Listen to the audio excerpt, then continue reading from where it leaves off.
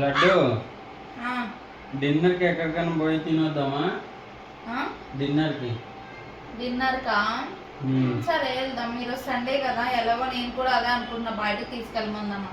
పోదాం. ఎటు పోదాం చెప్పు. మందికి పోదామా? మంది 1500 అవుతుంది. మందికి తీసుకోపో. మళ్ళీ ఎక్కడ మంది వద్దులే, ఇంకెక్కడైనా చెప్పు.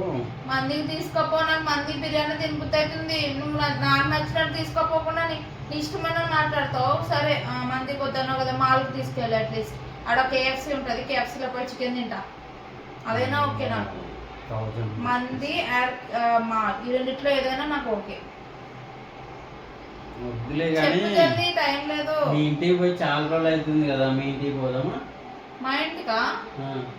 ఇది సడన్ గా మా ఇంటికి తీసుకెళ్ళమన్నా తీసుకెళ్ళ, నువ్వే తీసుకెళ్తా అంటున్నా. పోదాంపా మీ ఇంటికి. మా ఇంటికా? సరేలే, మా మమ్మీకి అయితే ఫోన్ చేసి చెప్పి మరి వస్తున్నామని చెప్పి వెళ్దాం. సరే చేస్తారే.